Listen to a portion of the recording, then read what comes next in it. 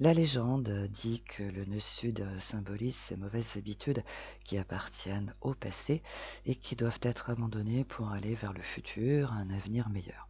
Aussi, certains pensent que le nœud sud représente une vie passée qui doit subir le même sort que ses mauvais réflexes. Dans le cas de ces nœuds lunaires qui sont dans l'axe Bélier-Balance depuis fin juillet 2023, il se trouve que ces recommandations sont plus faciles à dire qu'à faire, puisque Pluton en Capricorne barre la route à ces deux énergies. Par conséquent, oublier ces vieux réflexes semble être une mission impossible et passer directement au futur l'est tout autant. Mais ces belles explications cachent une réalité qui est tout autre, puisqu'en fait, ils révèlent que depuis ces dernières années, des personnes ont adopté un mode de fonctionnement qui consiste à mettre la pression, provoquer des conflits et des ruptures pour obtenir satisfaction. Finalement, et je dirais un peu contre toute attente, ces nœuds lunaires ne font pas grand-chose d'extraordinaire, à part mettre ce processus en relief tout en l'amplifiant, puisque depuis qu'ils occupent ces deux signes, on ne peut que constater une résurgence de conflits et de ruptures. Désormais, pour certaines personnes, c'est devenu un moyen comme un autre pour obtenir ce qu'elles veulent. Mais au risque de déranger les esprits bien pensants, des changements planétaires majeurs se sont produits au même moment et ils révèlent que d'autres personnes sont en quête de paix et de confort. Et il se trouve que ces conflits à répétition commencent à les épuiser plus que de raison. Les plus courageuses ont réussi à repousser leurs auteurs, mais non sans mal. Mais cet éloignement ne calme pas les esprits. Au contraire, être mis à l'écart amplifie leur colère et ils continuent de mettre la pression par n'importe quel moyen. Au fond, ces personnes ne doivent pas oublier une relation passée, et faire une rencontre, pour, résoudre leurs problèmes. Le véritable travail qu'elles doivent réaliser est de prendre conscience que créer des conflits, mettre la pression, provoquer des ruptures pour obtenir satisfaction ne sert plus à rien, à part effectivement les mettre à l'écart. Et c'est là que se trouve le nœud du problème, puisque pour réussir ce petit produit, elles doivent apprivoiser des énergies qui leur sont étrangères et qui sont principalement orientées vers la paix, le calme, le sang-froid, le sens de l'analyse et de la réflexion, ainsi que la persévérance. Mais au fond, ces qualités ne leur sont pas complètement inconnues, puisqu'il est évident qu'elles animent leur thème natal, mais force est de constater qu'elles ne s'en servent pas.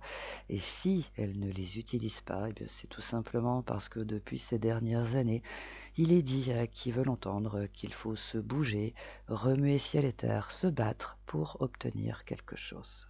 Alors bien que ce mode de fonctionnement leur a très bien réussi puisque des combinaisons planétaires l'ont encouragé, mais les choses ont changé.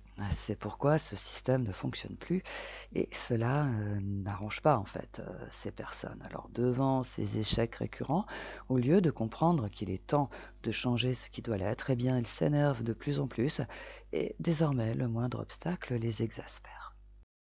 Et il faut reconnaître que l'obstacle est de taille, puisqu'il s'agit de Pluton en Capricorne. Alors, autrement dit, depuis que ces nœuds lunaires sont dans l'axe Bélier-Balance, ces personnes se heurtent non pas à un mur, mais à une montagne qui n'est pas prête à céder. Alors cela explique certainement pourquoi certains annoncent que dès le mois de janvier, tout va aller pour le mieux, puisque Pluton va passer en Verseau et qu'il va être en affinité avec ses nœuds lunaires, donc avec ces personnes qui ont adopté les conflits, les ruptures comme mode de fonctionnement. Elles peuvent miser sur Pluton en Verseau et gesticuler en attendant son arrivée en janvier prochain, mais rien ne dit qu'elles auront encore la force de lutter de la sorte, car au risque de décevoir les adeptes de Pluton en Verseau, la résistance de Pluton en Capricorne est telle qu'il y a de grandes chances pour que ces personnes soient usées par ces crises qu'elles provoquent tous les jours que le bon Dieu fait. Par ailleurs, s'il faut envisager cette perspective, eh bien, c'est parce qu'au risque de les déstabiliser, ces personnes qui provoquent des conflits à répétition ne sont pas très endurantes. De plus, il faut aussi reconnaître que vivre dans le conflit en permanence, eh bien, est épuisant et par conséquent, il faut prévoir, eh bien, que ces personnes qui ont adopté ce mode de fonctionnement, eh bien, seront HS avant que Pluton ne passe en Verseau. Voilà pourquoi il y a fort à parier que le destin, qui est également symbolisé par Pluton et Capricorne, eh bien, fasse le travail. Et fidèle à sa légende, eh bien, il les pousse de gré ou de force à mettre un terme à ce mode de fonctionnement qui, au fond, ne leur apporte rien à part des échecs systématiques qui sont devenus incompressibles. Et si effectivement, Pluton a de grandes chances de les user avant qu'il ne passe en Verseau, eh bien c'est parce qu'il est soutenu par des planètes du même calibre, telles que Uranus et Jupiter en Taureau, Neptune et Saturne en Poisson, et qui chacune à leur manière, eh bien montrent à ces personnes qui sont dans le conflit, eh bien que ce processus est inutile et qu'il n'apporte vraiment rien de constructif.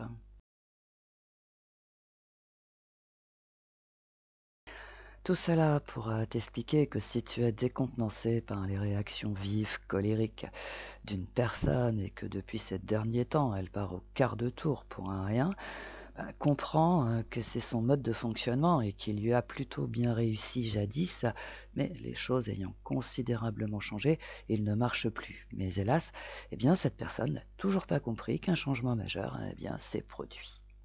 Au fond, et bien qu'elle s'en défende, eh bien, cette personne ne l'a pas vu arriver ni de loin ni de près et par conséquent, elle ne s'y est pas adaptée. Elle continue dans le même schéma, provoquer des crises et des conflits. Alors, si tu te sens impuissant face à ce déluge de crises, de reproches, comprends que tu ne peux rien faire. La providence est impuissante, mais en revanche, le destin a la force nécessaire pour y mettre un terme ou le tempérer. En revanche, si tu es dans ce mode de fonctionnement, fais une pause. Et ce faisant, tu vas constater que depuis ces dernières semaines, mettre la pression dans tous les azimuts ne produit plus du tout les mêmes effets puisque désormais des personnes s'éloignent de toi. Alors bien sûr, tu peux répondre qu'elles sont complètement nulles et qu'elles ne comprennent rien.